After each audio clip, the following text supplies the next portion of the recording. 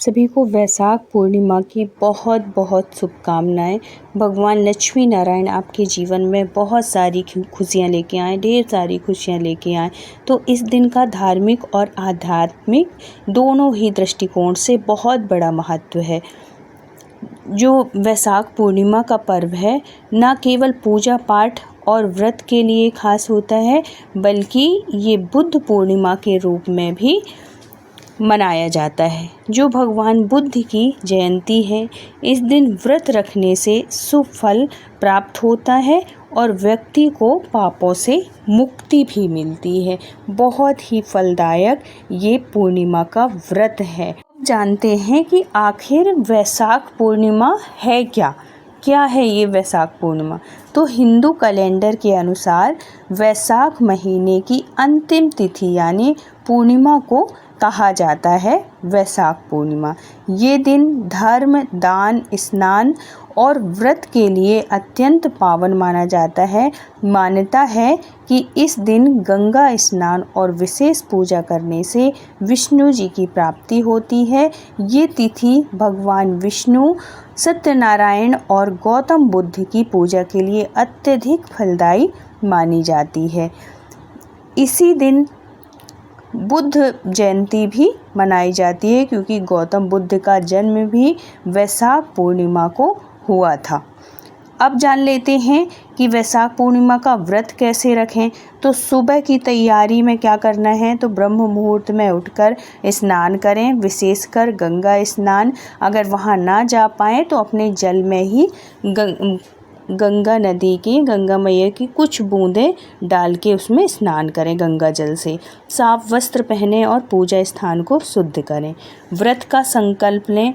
भगवान विष्णु या सत्यनारायण जी की प्रतिमा के सामने व्रत का संकल्प लें और उसमें बोलें कि मैं आज वैशाख पूर्णिमा का व्रत रख रहा हूँ या रख रही हूँ।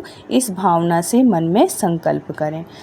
अब पूजा सामग्री में आपको चाहिए कि फल, पंचामृत, तुलसी पत्ते, दूध, घी, दीपक, फूल, अक्षत, नारियल और मिठाई। श्रद्धा अनुसार सत्यनारायण व्रत की कथा जरूर सुने या कि ये पूर्णिमा व्रत की कथा जरूर सुने। अब पूजा विधि क्या है कि भगवान सत्यनारायण की विधिवत पूजा करें, मतलब लक्ष्मी नारायण की पूजा करें, पंचामृत से अभिषेक करें और प्रसाद चढ़ाएं।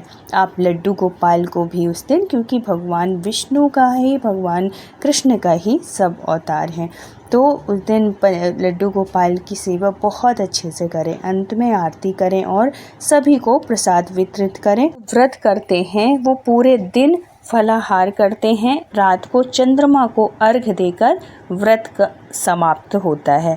कई श्रद्धालु रात्रि जागरण भी करते हैं। अब जान लेते हैं कि वैशाख पूर्णिमा की कथा क्या है और उससे पहले जान लेते हैं इसके लाभ।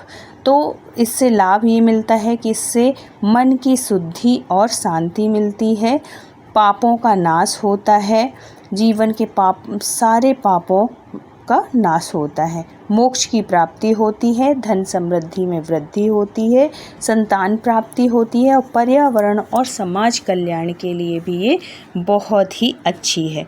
अब श्रवण करते हैं वैशाख पूर्णिमा की व्रत कथा। जरूर ध्यान से सुनिएगा, बहुत मन लगा के सुनिएगा। तो और वीडियो अगर अच्छा लगे तो प्लीज़ चैनल को सब्सक्राइब कर लीजिएगा और वीडियो को लाइक कर दीजिएगा। तो अब कथा श्रवण करते हैं। तो पुराने समय की बात है, एक निर्धन ब्राह्मण था जो जीवन यापन के लिए भिक्षा मांगता था। एक दिन एक साधु ने उसे वैशाख मास की पूर्णिमा को सत्यनारायण व्रत करने की सलाह दी। ब्राह्मण ने श्रद्धा से ये व्रत किया और धीरे धीरे उसके जीवन में समृद्धि आने लगी। उसी नगर का राजा, जिसे धन और सत्ता का अभिमान था, उसने इस व्रत को नज़रअंदाज किया। परिणाम स्वरूप उसके राज्य में अकाल, बीमारी और युद्ध जैसी समस्याएं आने लगी। जब उसे अपनी गलती का एहसास हुआ, तब उसने भी ये व्रत किया और राज्य में शांति और सुख लौट आया। इस कथा का सार ये है कि सत्यनारायण व्रत से जीवन के सभी संकट दूर हो जाते हैं और भगवान की कृपा प्राप्त होती है। तो इतना ही पुण्यकारी, इतना पावनकारी, पुनीत है ये व्रत कि जिसकी कथा सुनने मात्र से और इसका व्रत और पारण करने से बहुत ही फल की प्राप्ति होती है। तो हो सके तो व्रत ज़रूर रखिएगा, रात में चंद्रमा को अर्घ्य ज़रूर दीजिएगा, जिससे आपकी सारी मनोकामनाएं पूर्ण होंगी और भगवान लक्ष्मी नारायण सबके ऊपर ऐसे ही कृपा बनाए रखना। तो अगर कहानी अच्छी लगी हो, कथा अच्छी लगी हो तो प्लीज़ चैनल को सब्सक्राइब कर लीजिएगा, वीडियो को लाइक कर दीजिएगा। फिर मिलते हैं किसी धार्मिक कहानी के साथ। जब तक अपना ख्याल रखिए, अपनों का ख्याल रखिए। Thank you so much full watch करने के लिए। राधे राधे।